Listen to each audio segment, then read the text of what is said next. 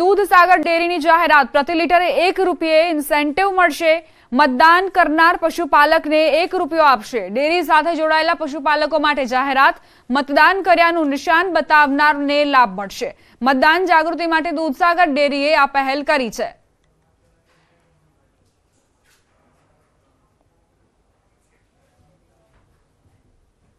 જે પણ અમારા પશુપાલક છે 5 લાખ પશુપાલકો ડેરી સાથે જોડાયેલા છે અને એ પશુપાલક મતદાન કર્યા પછી સાંજે મંડળીમાં દૂધ ભરાવા જાય ત્યારે અમારા દૂધ મંડળીના મંત્રીને એનું નિશાન બતાવશે મતદાન કર્યાનું, એટલે એ દિવસે એને જે દૂધ ભરાયું છે આખા દિવસમાં એ બધા જ દૂધ ઉપર પ્રતિ લીટર ₹1 ઇન્સેન્ટિવ આપવાનું નક્કી દૂધસાગર ડેરીએ કર્યું છે। મતદાન કરવું એ દરેક નાગરિકની ફરજ છે। ચૂંટણીના દિવસે ફરજ પર રહેલા કર્મચારીઓ પોતાના મતાધિકારનો ઉપયોગ ન કરી શકતા હોવાથી તંત્ર તરફથી ખાસ બેલેટ પેપરની સુવિધાઓ કરાઈ છે। ચૂંટણીના દિવસે મતદાન ન કરી શકતા પોલીસકર્મીઓ, અધિકારીઓ, જવાનો માટે આ વ્યવસ્થા કરાતી હોય છે, જેના કારણે લોકો પોતાના મતદાનના અધિકારથી વંચિત ન રહે। દાહોદ, ભાવનગર, આણંદ ઉપરાંત પલસાણાના ગંગાધરામાં આજે બેલેટ પેપરથી મતદાનનું આયોજન કરાયું હતું। ચૂંટણીના દિવસે કામગીરીમાં રહેલા લોકો નાગરિક તરીકેના અધિકાર અને મતદાનની ફરજ ન ચૂકે તે માટે વિશેષ સુવિધા ઉપલબ્ધ કરાઈ છે। વિવિધ જિલ્લાઓમાં અનેક કર્મચારીઓએ બેલેટ પેપરથી મતદાન કરી પોતાના મતાધિકારનો ઉપયોગ કર્યો છે। કોંગ્રેસના ઉમેદવારે મોંઘવારીની વાત કરતા પાણીપુરી, લિપસ્ટિક અને પાવડરની વાત કરી દીધી। પરેશ ધાનાણી સોસાયટીમાં ચૂંટણી પ્રચારમાં પહોંચ્યા, જ્યાં મહિલાઓને મોંઘવારીની વાત કરતા મોંઘી થયેલી પાણીપુરીની વાત કરી અને એટલું જ નહીં, લિપસ્ટિક, પાવડર પણ મોંઘા થયા હોવાની વાત કરી। પેલા 10માં 10 પાણીપુરી આવતી હતી, અત્યારે 20માં 6 પાણીપુરી આવે છે। હવે તો પાછા વળો, આવક ઓછી થતી જાય છે અને બીજી બાજુ મોંઘવારીના મારથી બેન તમારી ઓલો કટકીનો માલ હવે બચતો નહીં હોય, બચે છે? હોય આમાં 50ની નોટમાંથી 5 તો કટકટાવીને મૂકી જ દીધા હોય। કટલેરીની દુકાન હતી, જઈને ઉભો રહ્યો, બેનને પૂછ્યું કે બેન બંગડીનો શું ભાવ? તો મને કે ₹20। મેં કીધું પેલા કેટલા હતા? તો કે ₹10। મેં કીધું આ લિપસ્ટિકનો શું ભાવ? તો કે આ ₹10ની છે। પેલા કેટલાની આવતી હતી? તો કે ₹6ની। નો નકલી વિડીયો બનાવી વાયરલ કરવા અંગે ધરપકડ કરાઈ છે। અમદાવાદ સાયબર ક્રાઇમે 2 આરોપીની ધરપકડ કરી। ભાષણના વિડીયોને તોડી મરોડી વાયરલ કરવામાં આવ્યો હતો। ફેસબુક પર નકલી વિડીયો મૂકવામાં આવ્યો હતો। સતીશ વણસોલ, આરબી બારૈયા નામના આરોપીની ધરપકડ કરાઈ છે। સતીશ વણસોલ અને આરબી બારૈયા રાજકીય આગેવાનો છે। વિડીયો કોનાથી એડિટ કરાયો તેની પણ તપાસ શરૂ કરાઈ છે। અમદાવાદ સાયબર ક્રાઇમના મતે આરોપીએ એડિટ વિડીયો સોશિયલ મીડિયામાં પોસ્ટ કર્યો હતો। જો કે કોણે એડિટ કર્યો તે અંગે તપાસ ચાલુ છે। તેલંગાણામાં અમિત શાહની સભા હતી, તેનો નકલી વિડીયો બનાવી વાયરલ કરાયો હતો। પોલીસના મતે બંને આરોપીઓના બેકગ્રાઉન્ડ રાજકીય છે અને હાલમાં બંને આરોપીઓના ફોન એફએસએલમાં મોકલાયા છે।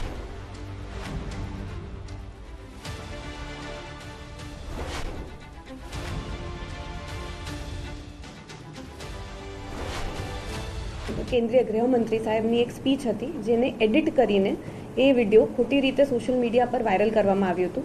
એમાં 2 પ્રોફાઇલ હોલ્ડર, મુખ્ય એક સતીશ વનસોલા કરીને એમના ફેસબુક પ્રોફાઇલથી અને એક પ્રોફાઇલ હોલ્ડર રાકેશભાઈ બારિયા એમને પોતાના ફેસબુક સોશિયલ મીડિયા હેન્ડલથી આ એડિટેડ વિડીયો વાયરલ કર્યો હતો। એડિટેડ વિડીયો એમને પોતાના સોશિયલ મીડિયા હેન્ડલથી પોસ્ટ કર્યો છે। જે વિડીયો એડિટ કરનારની હજી આપણે તપાસ ચાલુ છે।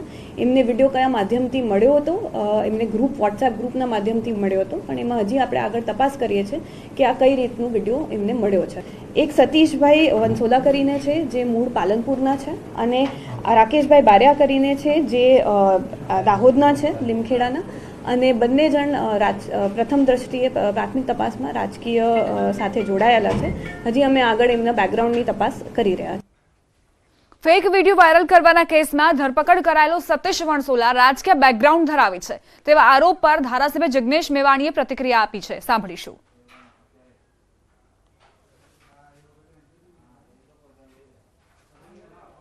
સતીશ વણસોલા એ મારો પીએ નહીં, મારો ભાઈ છે। હું કોઈ પણ સોશિયલ મીડિયામાં ફરતી ફેક પોસ્ટ, ફેક વિડીયોનો ક્યારેય સમર્થક હોઈ શકું નહીં, પણ આ સિલેક્ટિવલી અમુક માણસોને ટાર્ગેટ કરવામાં આવી રહ્યા છે અને એક સામાન્ય પરિવારના દીકરાએ શરત ચૂકના કારણે આવી પોસ્ટ ફેસબુકમાં મૂકી દીધી એટલે એને ટાર્ગેટ કરવામાં આવી રહ્યો છે. સતીશભાઈ એ 6 વર્ષથી મારી સાથે જોડાયેલા છે અને મને બહુ ગૌરવ છે, બહુ બાહોશ છોકરો છે, એકદમ નક્ષિક, પ્રમાણિક અને ઈમાનદાર છે. છોડીને ભાજપમાં આવેલા અર્જુન મોઢવાડિયાએ પ્રધાનમંત્રી નરેન્દ્ર મોદીના વખાણ કર્યા. પોરબંદર એરપોર્ટના વિકાસની વાતનો ઉલ્લેખ કરીને મોઢવાડિયાએ આ વાત કરી. નરેન્દ્ર મોદી જ્યારે ગુજરાતના સીએમ હતા ત્યારના એક કિસ્સાને ટાંકીને મોઢવાડિયાએ મોદીના વખાણ કર્યા.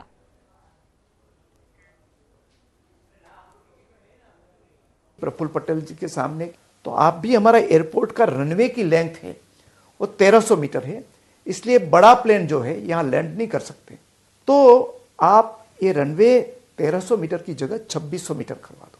तो उन्होंने हाँ बोला कि मोदी जी हमें लैंड दे दे तो हम ये कर देंगे. उसी समय मोदी जी ने पब्लिकली कहा कि हम ये आपको लैंड देंगे, आप कर एयरपोर्ट का एक्सपेंशन कर दीजिए.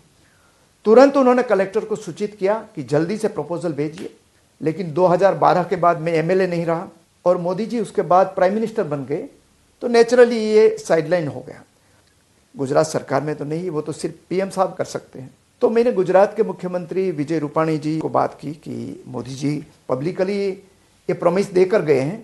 विजय रूपाणी जी ने पीएम साहब को कहा कि अर्जुन भाई ने मैसेज दिया है कि आपने पब्लिकली ये अनाउंस किया था. तो उन्होंने कहा हाँ मैंने पब्लिकली अनाउंस किया था.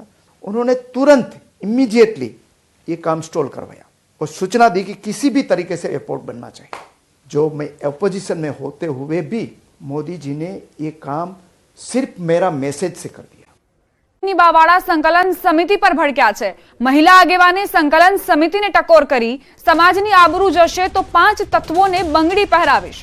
સંકલન સમિતિએ મને સાઇડલાઇન કરી હતી. મેં કોઈ પાસેથી પૈસા નથી લીધા.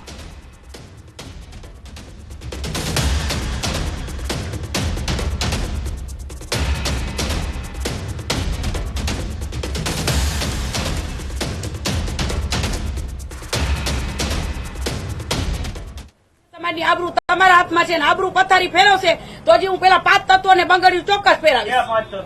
એ 5 તત્વોને અત્યારે નામ નહીં લઉં. જો અમારા સમાજની આબરૂ જાશે ને તો બંગડી તો આ લોકોને 5 જણાને તો હું પહેરાવાની જ છું. એ અત્યારે હું નામ નહીં આપું, ક્યાંક ને ક્યાંક અમારો સમાજ જ છે, પણ ઝંડો લીધો છે તો ઝંડો એવો લ્યો કે આપણા સમાજનું ક્યાંય ખરાબ ન દેખાવું જોઈએ. આપણા સમાજ અત્યારે બધા પ્રશ્નો કરી જ રહ્યા છે. જોવો કે ભાઈ કેમ આ એવું કહી ગયા, તો આ કહી ગયા તો શું કામ કહી ગયા, તો જવાબ આપો. શું કામ સુતા છો ઘરે બેઠા, જવાબ આપો. જી ના, મને કોઈ દબાવે એવું કોઈની હિંમતે નથી. આ અભદ્ર ટિપ્પણીઓ કરાવતા હોય છે એ તો કોઈ મને પ્રોબ્લેમ નથી. પીટી મામા બોલે, રમજુબા બાપુ બોલે, ઓલા કરણસિંહ બાપુ બોલે, ક્યાં સંતાઈ ગયા બધા બોલો. આપડા 100% શું કામ ન પહેરાવો, અમારા સમાજની આબરૂની પથારી ફેરવવાની છે એ લોકોએ. રાહુલ ગાંધીના રાજાના નિવેદનનો મામલો. ક્ષત્રિય મહિલા આગેવાને નિવેદન આપ્યું. પદ્મિની બાવાળાએ સંકલન સમિતિને ટકોર કરી. સંકલન સમિતિ અત્યારે કેમ બોલતી નથી? રાહુલ ગાંધી પાસે એક વખત તો માફી મંગાવો. રૂપાલાનો વિરોધ કર્યો તો રાહુલ ગાંધીનો કેમ નહીં તેવો સવાલ પણ તેમણે કર્યો. કે સંકલન સમિતિ અત્યારે કેમ ચૂપ બેઠી છે? જો રૂપાલાભાઈ જે બોલી ગયા છે તો એનો વિરોધ 100% અમે કરી જ રહ્યા છીએ. તો ભાઈ રાહુલ ગાંધીનો પણ વિરોધ કરવો જ જોઈએ. આ રૂપાલાભાઈએ તો 3 વખત માફી પણ માંગી છે, બરાબર છે, પણ છતાંય અમારો વિરોધ હજી ચાલુ જ છે. તો રાહુલ ગાંધી પાસે એક વખત તો માફી મંગાવો. સંકલન સમિતિ ઝંડા લઈને બેસી જાય છે. આ આંદોલને અમને પૂરું સરખું કરવાય ન દીધું, એ પણ સમાજને ગુમરાહ કરી નાખ્યો. તો હવે સંકલન સમિતિને હું કહું છું, જે 5 તત્વો આગળ આવીને બોલે છે, મીડિયામાં હાઇલાઇટ થાય છે, એ લોકોને હું કહું છું કે અત્યારે રાહુલ ગાંધી પાસે એક વખત તો માફી મંગાવો. ત્રીજા તબક્કાના મતદાન પહેલા પ્રધાનમંત્રી નરેન્દ્ર મોદીએ ભાજપ ઉમેદવારોને સંબોધીને પત્ર લખ્યો છે, જેમાં ગૃહમંત્રી અમિત શાહ, મધ્યપ્રદેશના પૂર્વ મુખ્યમંત્રી શિવરાજસિંહ ચૌહાણ સહિત ઘણા અન્ય ઉમેદવારોને પત્ર લખ્યો. પીએમ મોદીએ અમિત શાહને ઉદ્દેશીને પત્રમાં લખ્યું કે કેન્દ્રીય મંત્રીના રૂપમાં અનેક મહત્વપૂર્ણ નિર્ણયોમાં મહત્વની ભૂમિકા નિભાવી છે. તમે સંસદમાં એક ઉત્કૃષ્ટ વક્તા રહ્યા છો અને જટિલથી પણ જટિલ મુદ્દાઓને સ્પષ્ટ રૂપે સમજાવવામાં સક્ષમ રહ્યા છો. પ્રધાનમંત્રી મોદી સતત ભાજપ ઉમેદવારોને પત્ર લખીને સંવાદ કરી રહ્યા છે.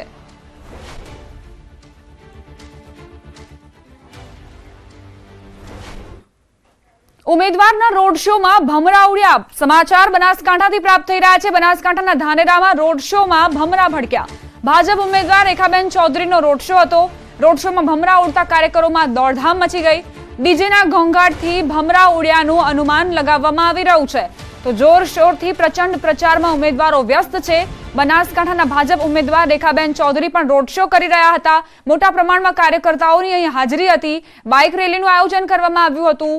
રોડ શોમાં રેખાબેન ચૌધરીની હાજરીમાં જ એકાએક ભમરા ભડક્યા અને તેમણે હુમલો કરી દીધો કાર્યકર્તાઓ પર. ત્યારબાદ અહીં નાસભાગ મચી ગઈ, દોડધામ મચી ગઈ અને રોડ શોને અધવચ્ચે જ અટકાવવાની ફરજ પડી ગઈ. તો કાર્યકરોમાં કઈ રીતે દોડધામ મચી તેની તસવીરો પણ સામે આવી છે. પહેલા સારી રીતે રોડ શો ચાલી રહ્યો હતો, જો કે ડીજેના ઘોંઘાટના કારણે જ આ ભમરા ભડક્યા હોવાની જાણકારી પ્રાપ્ત થઈ છે.